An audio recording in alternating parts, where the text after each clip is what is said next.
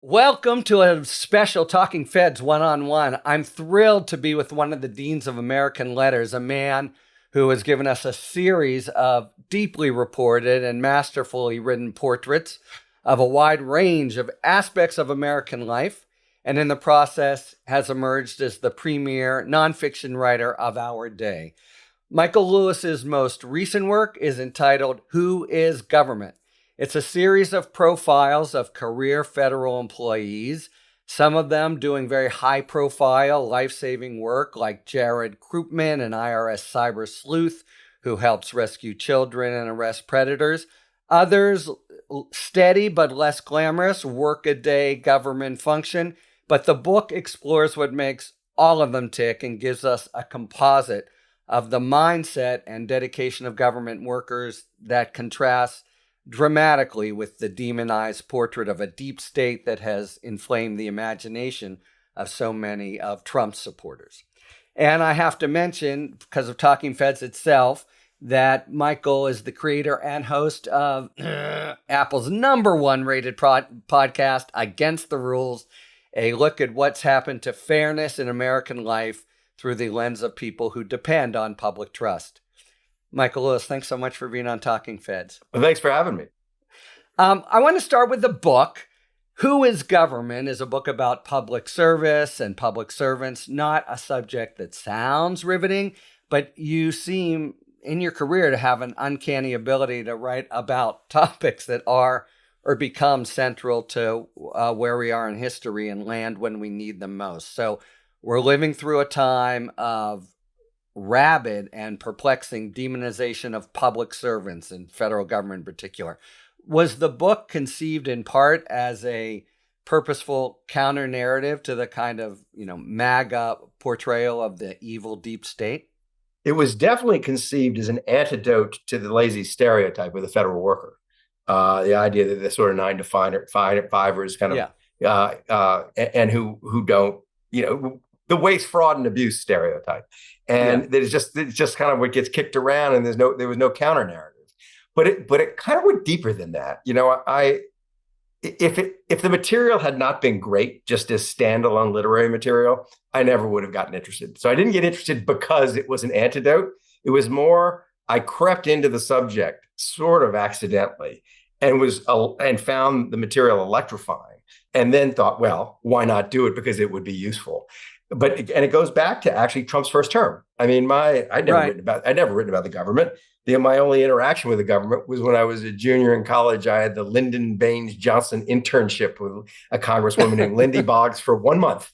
And I learned that there was a Senate and a House and a Supreme Court and a president, and sort of how bills got made. And that was it. But when Trump was elected the first time, what caught my eye was this newspaper item saying he fired his transition team.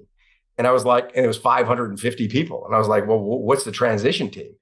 And by law, it turned out that the outgoing administration was required to prepare, a pretty serious kind of brief on every aspect of the executive branch. And knowing Obama and how they kind of rolled, and also later learning that Obama was very grateful to how Bush had done it. Like, it was very thorough. It was, they're handing over a financial crisis and 2 wars and a lot of people rolling in who'd never been in these positions. Obama took it quite seriously. And there were like 6 months, 1,000 people. And as you can imagine, probably the best course ever created on the federal government. And that Trump was just not showing at all. I thought, wow, that's amazing. Like, it's a gift to a writer that I could go in and be the first one to get the briefings of this incredibly complicated, important enterprise that he's supposed to be running. I thought it was funny. I just thought, wow, that'll be interesting. And just as sort of, I said for myself as a kind of challenge, let's pick the stuff everybody thinks is so boring that you'll never pay attention to it, or nobody knows what it does. So I live in Berkeley. I'm surrounded by people who have political opinions, who are defined by their political opinions. But when you ask them, like, what does the Department of Energy do? They look at you like you have, there's no answer. They don't know what the government does. So I picked energy, agriculture, and commerce. And are we talking about the fifth risk now? That's right. This is how I get into this. So this is how I get into this. And it was really just like, what is this thing we call the federal government? And it went from that, because it was so interesting what was going on in these places, absolutely riveting, to I met enough people who were just awesome characters that I thought, like, I really should have conceived this as a study of the characters who are here, that I could have done it that way, and it would have been even more compelling. So I put that thought to one side, and just kind of, and went and wrote other books and things. And this was now a little more than a year ago. I thought, if I just go in and do this, the material's there. It'll have one kind of resonance. It'll have one kind of effect. It'll be my book. People will say, oh, that's the way he tells stories and blah, blah, blah. But I thought, if I could recruit a bunch of really good writers who are very different from each other and just sort of parachute them in and say, look, go find a story, it'll be harder to argue with. It'll be, oh my God, it's 7 writers who are saying this kind of thing now.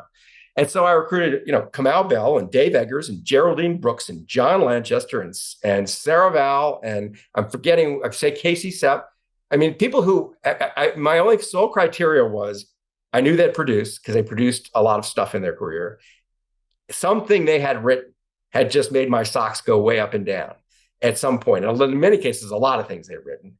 And they each had to have very distinctive voices. So we sent them off, in. And it was amazing. I mean, it was amazing how quickly they said, oh my God, I had no idea that the material was so good. And oh my God, I found a character. And the pieces just came rolling in. And they kind of speak for themselves. And you could have done this. It seems like it's, when you say, set out to write a book that's an antidote to the Trump narrative, didn't really do it. That's how it kind of ends up looking. But if you'd gone in that way, there'd be a kind of dishonesty to it. In this case, it was just writers looking for fun material. And I could tell you that we could have done this 5 times over, and the book would have been just as good. It's sort of like Harvard could admit 5 different classes, and the classes would be equally good. Right. That felt like that. So who is government is that? It's sort of like the product of this, and it does. I just think I challenge anybody who wants to spout the dumb narrative about federal workers to read even one of these pieces, much less all of them, and look me in the eye and say, oh, it's all kind of waste, fraud, and abuse. We don't need that enterprise. Yeah. It's really something, though, because it sounds like even going into it, the words that come out are riveting, electrifying. So you seem to me almost a parallel to a Michael Lewis reader who first sees what seems kind of prosaic and bland, and it makes you come alive even as you're talking about it. But so I think people know the other 7, there are, I think, 9 profiles in the book. They ran as Washington Post long form, extremely pieces. Long form. Yeah, right. The first one I wrote was, I think, 13,000 words. Right. So, right. They are 9 novellas. They're almost like old-fashioned New Yorker pieces. They're not something you see in the Washington Post. Right. They ran the as their own 6-part section. series on corn or something. Yeah, that's exactly. Right. So they ran once a week. So the way the book comes about is this started. That's right. We commissioned it as this series in the Washington Post just to get it paid for. And but it was always going to be a book, or it mattered how it was executed. No. I mean, I guess once the pieces started rolling in, it was really clear it was going to be a book, because publishers were calling, saying this stuff is incredible. So there was a bidding war for the book. But it was originally, it was just a series. The pieces started to come out. They generated a lot of attention. The material was obviously that good. It had book-like kind of dimensions to it. And so it got put together as a book. And I guess I asked, it's funny, if we were just doing it as a book, would I have done it differently? And I actually don't think so. I think in a funny way, I wrote the 13,000 words at the beginning, and I wrote another like 10,000 word piece at the end. Yeah. And they kind of work as an opening and a closing of a book. It has of course, it's going to be a little more disjointed than if one person wrote it. But there's something really powerful about, you turn the page and you've got you go from Dave Eggers to Geraldine Brooks, and you've got a person coming once again fresh onto a scene. The cumulative effect of that's quite powerful. And once we saw that was happening, I guess we did kind of think, well, wouldn't it be cool if it was not only a book, but if it became a sort of thing that you could hand to 10th graders, that it became sort of, you just have to read this before you get out of school to know what your government, to get a sense of what your government does or what the government is. So it started to acquire that kind of ambition. Like, could it be Yeah. text on this subject? Because it's such a vast, it's very hard. You can't write a book about the federal government. It's too big. Well, that's the thing, right? 2.3 million employees. So it does have a kind of kaleidoscopic feel, but of course the government itself does. I know you've worked. I've worked, for years there and have my own. What have you done there? So I don't even know. I was a DOJ guy forever. So I was a line prosecutor, then a sort of Mandarin at Maine Justice Bureau, and then I was the U.S. Attorney in my hometown. But yeah, I've reacted. I mean, I really was attracted to the book. Even it wasn't a hard sell for me because I've so much lived the life of thousands and thousands of public servants who obviously are in there for the right reasons, and it's been so disheartening and obnoxious what's been going on there in particular. And there is this kind of sense in the air, or was, or has been, that they're there because they can't get a job anywhere else, kind of thing. And it was actually right in the beginning of the Fifth Risk where John McWilliams, who is a former Goldman banker, former private equity rich person, smart as hell, gets brought into the public sector, brought into the Department of Energy. And what he says, and I go see him, and what he says to me is, you're not going to believe the caliber of the people you're about to meet. It's like the caliber is a higher caliber of person than the people I worked with in the private sector. And that's the point. Sort of like, these people, pick any one of these characters, they could be making multiples of what they make in the public sector. And what they've done, and what I love about, maybe the thing I love most about the Who is Government exercise is it's never said in the book, but it just jumps out from between kind of every line. All these people, I think, have found like the secret to a meaningful life. That they're not going to. These are not people who are on their deathbed are going to wish that they did something else with their lives. That they committed to other people. They committed to something larger than themselves.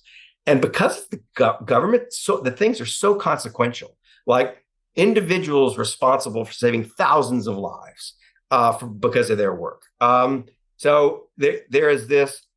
In our culture, it is odd to find people with big talents in places where they aren't kind of maximizing for themselves. The people on the front page of the magazines and the newspapers are people who are often maximizing for themselves, whatever else they say they're doing. And these are people who sit in the background, do their work quietly. The work makes all of our lives better, and don't even expect to be paid very much. And that's just like, it's the givers and the takers. They're the givers. Well, it's so true. I mean, and you've talked about liking givers, and then they are the antithesis of the sort of tooth and claw kind of atmosphere that where you not only make more money, but you can get all kinds of credit. Yeah, this is a departure for me, but what really happens is people stay there, and it becomes, at some point you have to leave to send your kids through college or whatever at a certain level, and they feel they're leaving the best jobs of their lives. I just came from a 45th reunion, and there's all this retrospective of meaningful life, but purpose, friendships, and so many people, don't have purpose. Let me double back before we move on, because I hadn't realized that you just set everybody loose and said, go find someone. Yeah. Were there false starts? How did you assemble the puzzle once you had the raw? Because they don't run in the chronological order, I believe. How did you? You obviously have a skill yourself in seeing interest, diving 5 fathoms deep, bringing it up. But these are seven, right? Really different writers. And so did they get it? Did everyone get their first, their first fish? Not exactly, but close. I took the view that I should eat at the buffet last, since I put them all up to it. So I made sure everybody else had a subject before I panicked and found my subject. But the only person who actually called me and said, "Do you have anything on your cutting room floor from the Fifth Risk that might be good?" was Casey Sepp, the New Yorker writer. And as it happened, I had this thing that bothered the hell out of me I hadn't been able to get to. And it was Ron Walters is his name. He's a person who took the National Cemetery program, the program that buries our war dead, and turned it into the highest rated consumer satisfaction highest rated institution in consumer satisfaction in the country, private or public sector. Right. And Yeah. I tried to get to him 5 years ago, and he wouldn't return my calls. I couldn't get to him. They wouldn't. The VA where he is, the Veterans Administration, wouldn't let me in. So I said to Casey, if you can get in, there's a story there, because it went from being kind of like not very good to awesome. And just to figure out how he did that would be a great story. So she got that right away, and she was off with it. But everybody, Geraldine Brooks. So here's what happened. Actually, everybody basically got the first thing they went for. They went in, they had a nose of where they wanted to go, a sense, and they went in and found a story pretty quickly. But Geraldine Brooks got irritated with Dave Eggers. Dave Eggers wanted to write about NASA and the search for extraterrestrials. And Geraldine, when she heard of it, she goes, Dave Eggers is like the most talented writer on the planet. He could make anything great. He does not get to pick Martians, a little green, the search for a little green man, and NASA, which everybody loves anyway. He's supposed to take something that's a challenge. And so when she heard that, she had some notion of what she wanted to do. She pivoted and she said, I'm going to do the thing everybody hates the most then. I'm going to do the Internal Revenue Service. And she jumped into the Internal Revenue Service, and she found, I think she was spoiled for choice. That guy's amazing, right? Amazing. Yeah. He's a cash cow. He's generating billions of dollars in seizures from criminals around the world in this cyber crime sleuth unit, and breaking up child sex trafficking rings. And he's a black belt in jujitsu. And, he's a wild character. And who knew that was inside the Internal Revenue Service? Right. But so Jared, that was the only little kerfuffle we call in our group, was like Geraldine said, Dave, you should not be doing like such an easy subject. But otherwise, it really was kind of piece of cake. It all went like clockwork. Yeah. I do want to say within government, the overall panoramic sense of people's general, and I'm talking about from the civil rights paralegal all the way up, having a sense of purpose.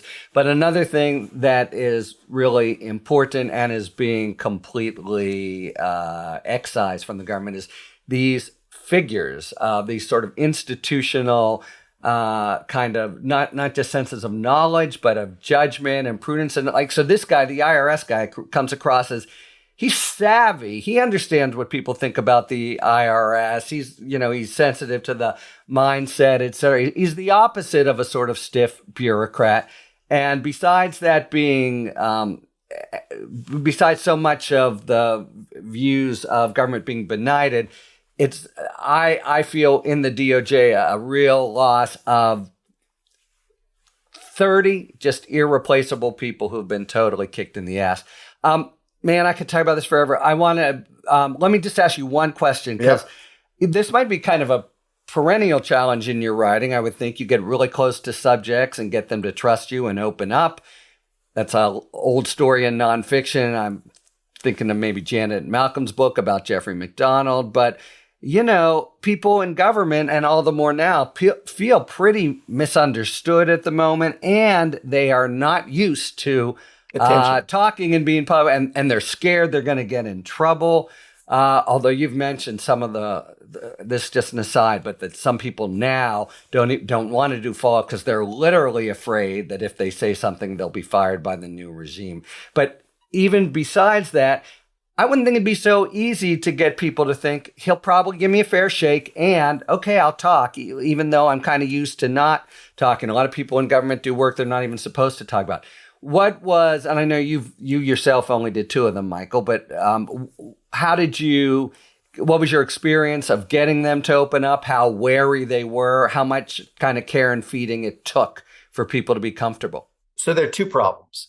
The first and most difficult problem is getting through the political layer you have to get to the government. To get the approval, you mean? So all these people are guarded by the White House, essentially the White House communications infrastructure. That there's the political people come in, and I think the way they generally think about it is if a reporter comes into, I don't know, the Department of Labor or the Agriculture Department, only bad things are going to happen. Like, we're not going to get anything. It's not going to be great for the president to have the piece written about the Agriculture Department. So there is a. By the way, they're jealous. They don't want agriculture, but White House doesn't want, for starters, agriculture to get credit for agriculture. This is also true. This is also true, but it's just basically no upside. from the point of view of the political people. Now, political people are temporary people. They change every 4 years. You often more frequently than that. But those people, often attractive young people who are in politics, not government, are really good at making it hard for writers to get to know anything about what the government does. They are a phalanx of people preventing the stories from happening. And when you tell them, if you don't let these stories out, one day we may not have a government because no one understands what the government does. They kind of roll their eyes at you. Yeah. So there were two solutions to this problem, this character. One was to sneak around behind their backs. And the government people often wanted their story told, like the actual people doing the actual work, or at least saw no harm in it. You know, if I have solved the problem of coal mine roofs falling in on the heads of coal miners, basically all by myself, and as a result, thousands of people are alive today who wouldn't be alive, and it's an interesting story, you kind of want to tell it, or you just don't mind it being told. So in several cases, and in almost all the cases I've written by these people, in the end, what happens is I kind of sneak around behind their back. I get their number. I call them. We don't even say we're sneaking around behind their back. We say, can I just come to your house? We develop a relationship. And then before you know it, I've got the story and it's too late. So that was one. The other way was these writers are hired. They're big time people. I mean, they had connections. Yeah. They had their own social power. So in some ways, they just steamroll their way to their subjects. Like, get out of my way because I'll roll over you. And there was a bit of that. But everybody experienced, if everybody had not had the encouragement of the group, if they'd been told, oh, go do this, I think several of the writers might have, because they encountered so many difficulties, might have said, like, they're not going to let me tell a story. How can I do it? And I had to assure them that if you just, where there's a will, there's a way. If you care more about telling the story than they care about you not telling it. And in addition, we're not coming like with poison in our hearts. We're coming with like to find something interesting. So that's the spirit. Like eventually you wear them down. But you're absolutely right. And this is a problem of our society that like the government has, going back to the Reagan assault on the federal government, nobody has ever responded by trying to tell the story, not so much in a positive way, but just like what the hell this enterprise does. Yeah, just constructive. Yeah, just constructive, and they're amazing stories. So, it's not like the political communications people are right to smell a rat every time. They just know that it's that they pay a huge price if they don't smell the rat when there is a rat. Yeah, no, that's the whole point. They get point. no reward. Yeah. If government becomes super conservative because there's all these rules that like you get in trouble if you do bad and you don't get any credit if you do good. And then there are also the people you talked about who come and go every 4 years. It is a funny thing about government. I mean, the regular people you're profiling, they're humans. They would like credit, but it's just taken as a given that when it's time to parcel out the credit, that's when the political folks come up and make the announcements. Let me tell you a story because we all had this experience. The people we were writing about, you were right, what you said earlier, do not live waiting for someone to come tell their story. That's not what they're about. And I tell you this is one of the reasons I got jazzed about writing about them. It's that characters are so much better when they don't know their characters. They don't think they're characters. That's a great point. It was after I wrote The Fifth Risk. I went in, I found this guy. I mean, how I found him doesn't matter. It was kind of randomly selected, but a guy he was an oceanographer at the Coast Guard Search and Rescue Division. And he'd done some work. It would take me too long to explain, but his work saved thousands of lives. He created a science, how different objects drift at sea, and it enabled the Coast Guard to predict where people who were lost at sea were. Anyway, there's a whole story about that. But the point I want to make is I called him up out of the blue. His name was Arthur A. Allen. Arthur Allen was in middle of Connecticut. He was furloughed at the time, the government was shut down. He was deemed an essential worker. I called him out of the blue. He must not have listened too much to what I said to him, but I said, I want to come learn about what you're doing. He spent 3 days with me. His wife sat with me for hours. I interviewed his son. I got, A to Z of his career, his life, etc. After 3 days, I'm going back to the airport and my phone rings and it's Art Do Allen. you tape them when you do it? Do you No, take what do you do? I just take notes. Oh, notes. Okay. So Sorry, I just taking notes. And I'm on the way back to the airport, and it's Art Allen on the phone. He goes, "Hey," he says, "you're a writer."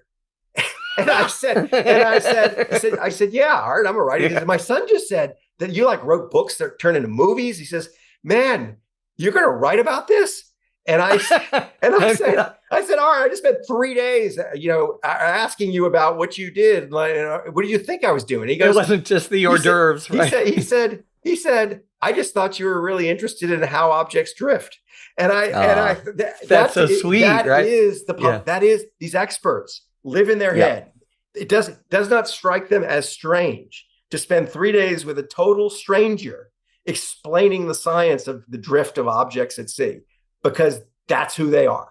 That's so great. And I think I immediately think of others of your books of people who live in very deep in worlds that the people they encounter most of the time don't understand, and they're just riveting to them. Kahneman or whatever. Yeah, Kahneman, Tversky. Yeah. But you didn't met Tversky was dead, right? When I wrote the Undoing Project, he died. Tversky had been dead for a decade. And I took Kahneman at Princeton, by the way. Oh. Yeah. All right. I got to ask you this, though, because look, you started talking about government. You used words like riveting and electrifying. You obviously have certain instincts, but man, oh man, you seem to have this uncanny knack for either making the prosaic electrifying or seeing what is prosaic to others and how it'll be electrifying. The way I wanted to get at this is there are a few projects just in preparing for this talk that I know you started and didn't carry through. Yeah. Shakespeare, tennis, minor league baseball. So what is it about a topic that inflames you initially and you find it's just not going to carry through and doesn't hold what you thought it did hold? Does that make sense? Yeah. If I can't answer the question, why am I writing this? Okay. That's what happens. Here's the most painful. Well, do you know the question that you can't answer when you start? Do you know what question you're looking to answer always? So I usually have a hunch. Sometimes it's very clear, like as clear as how does a team with no money win baseball games? It's just like, or who was right about the subprime mortgage crisis? Like who was on the other side of all the dumb bets that the Wall Street firms made? Sometimes it starts just like that. But those are two wins. Those are two wins. But they're on the back of Moneyball.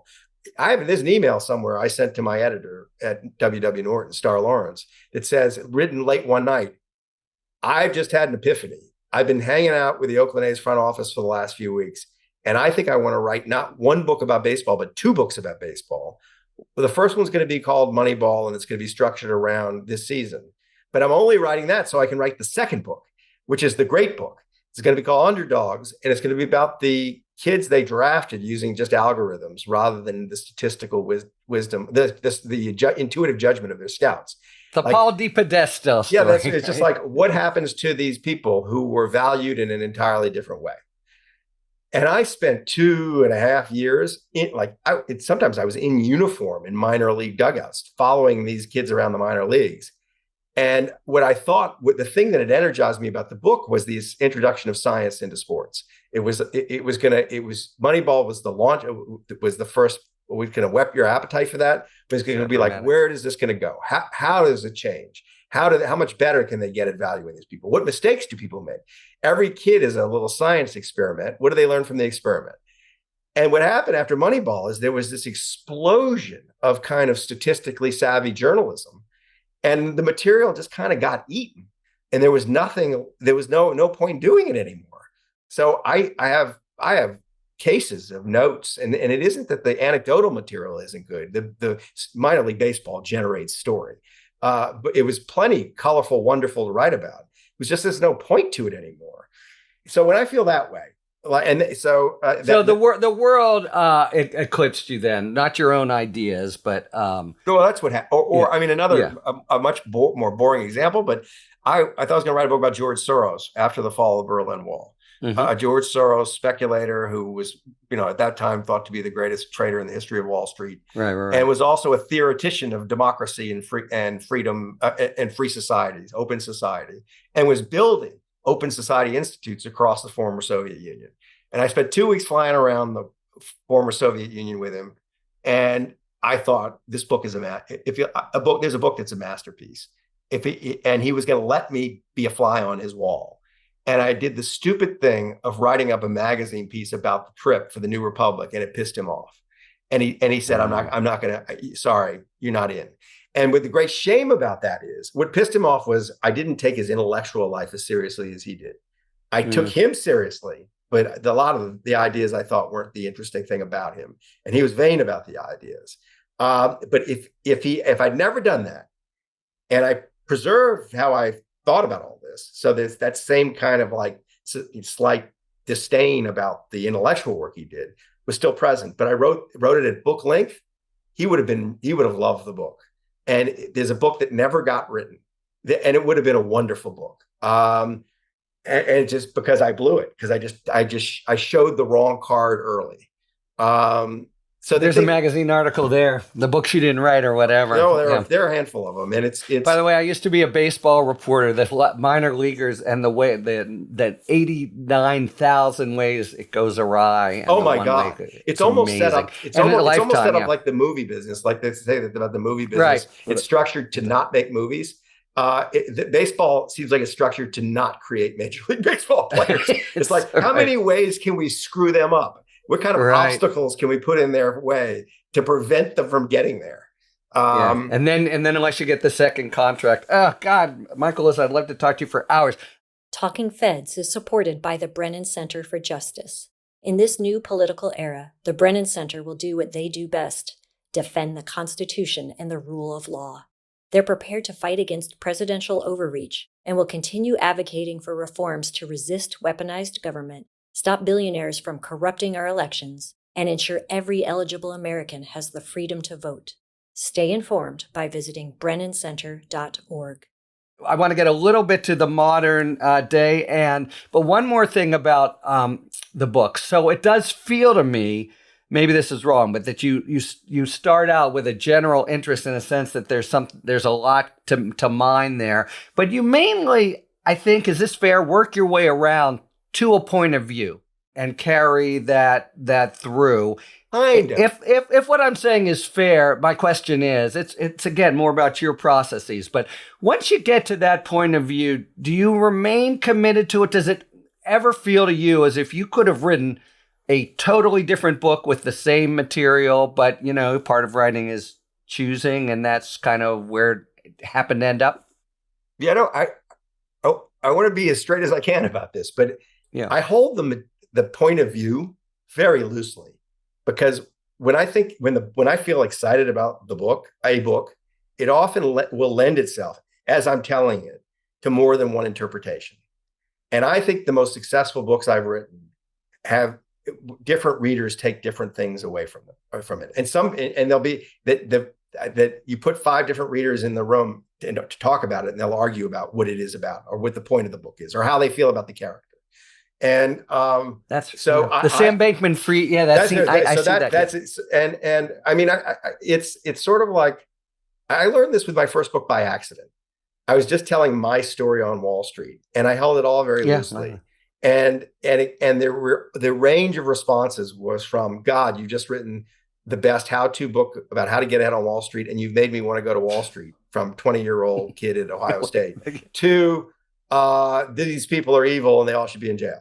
And I remember I learned from that. I remember when I was writing, I was thinking, I could tell from the writing, I'm kind of leaving a hole for the reader to walk in and decide what to think of this story. And if I'm muscling the reader around the way one does in an op-ed, it's just dead. It's just dead on the page. So of course I have my own viewpoints of things. I have thoughts about the characters, and all that is I'm sure present in the book. But I try to let a lot of air into it. I try to let people write it in such a way that Two things. One is that Well, you different talk people about will this with going infinite. There'll be kind of Rorschach tests for readers, and it will. What you take away from this will have as much to do with you as with me. And the second thing is, and this actually will get to going infinite, is the criticism that would wound me after a book comes out, aside from like getting basic facts wrong or something, but is if the people most intimately familiar with the situation or the characters read it, put it down, and go, oh, that was just wrong. The way you do often with something you read in a newspaper that you know a lot about. That what you want is for the character's best friends and worst enemies who know him to say, yeah, that's him. And either that's why I love him or that's why I hate him or whatever. But you don't want the people who know the most to have contempt about what you've written. And that's hard, right? You're walking in, you're flying by radar often. And the best you can do is sort of insinuate yourself into the lives of the characters and do your best to get them on the page. But it is really easy to strike false notes when you're writing about other people. And I think play them again and again and again and again, to the extent I've been involved in playing, you get a point of view and just like you're a prosecutor. It. Prosecutors do this, right? Your job is to do this. Your job is to take an angle and a one-sided narrative and bludgeon 12 people. Yeah, that's right. And my thought was, in fact, during the prosecution of Sam Bankman-Fried, the book came out the day after the trial started, I think, or maybe it was the day after, I think. But anyway, I remember thinking, as I watched the trial, like neither one of these arguments are true.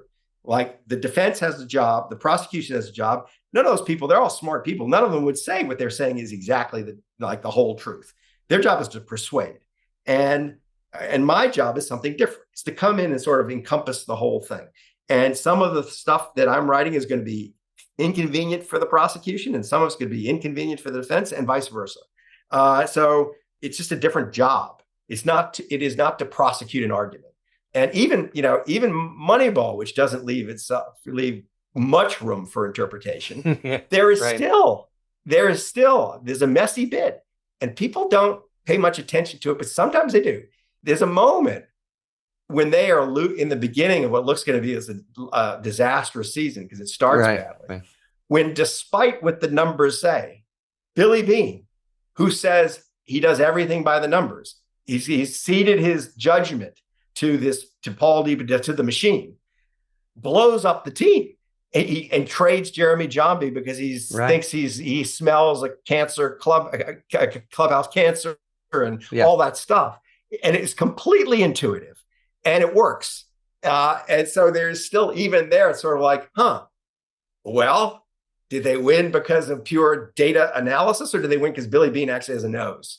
There was a little bit of that there. So it might be a secret. I'm going to ask DePodesta what happened there. All right, we're close to being out of time, and everything you say is a trail of 6 more hours. But I do want to get just a little bit to the present day. So much of what's documented in who is government seems cancerous, both in the sense of harmful, but also in the sense of subject to riotous growth. Yeah. Just, do you have thoughts at all about the way out of, not the entire mess, but the aspect of the mess that is deep antipathy and mistrust by a really substantial percentage of the population toward government, and what it would take, even in broad strokes, to begin to emerge from that cavern? I mean, I don't trust myself on the subject. Yeah. Because if you'd asked me, I'd have thought COVID would have done it. Before COVID, I would have thought a pandemic would have done it. There's something that created an exit. What I think the only thing that's going to do it is a genuine existential threat that sends a tingle down the spines of the American people. They feel genuine fear where there's nowhere else to turn. And Marines on the streets of Los Angeles? No, that's not enough. Right? No, it's not. We can tolerate quite a bit. So I just worry we're just navigating towards the place where we need to be to bounce, because that's where we're inevitably going to end the way we manage ourselves. We're going to manage ourselves into the risk. And so what that would look like, who knows? No idea. But it is true, just more generally, that right now the Trump administration has lit lots of fuses, and the fuses are on their way to bombs. And it's unclear whether the fuse will take a month, a year, or 10 years to reach the bomb. But there are explosions that will happen because of what they've done. And that it's not that the government's all perfect. They've just taken a very quixotic approach to fixing what's wrong with it. They sort of prosecuted the argument that it's the people in the government that are the problem. When the people are the problem, there's systematic problems that need to be fixed. Instead of, they've left the system in place. They've just attacked the people. They should have done the reverse. There are problems with how workers get hired, with how they get fired, with how they get promoted and paid, with how they're incentivized, with how the management works, with how the budget process works. All these things, the federal government is operating with handicaps that no private sector enterprise could survive. So those need fixing, but they haven't been talking about those things. And instead, what they've done is fired a lot of very important people, disabled a lot of important operations, and sort of just trusted that either that somehow it'll all work out, or when it goes bad, they won't be around, so nobody will blame them. That's it, right? I mean, they've hollowed out things, and I think it's the work of decades, if at all, to it's Herculean to try to repair it. If you came back even tomorrow. Michael, it's an honor and a pleasure to talk with you. I hope we can do it again. Thank you so much for the time. Totally fun. Thanks for tuning in. If you enjoyed this video and other Talking Feds content, please take a second to like and subscribe. Talk to you later.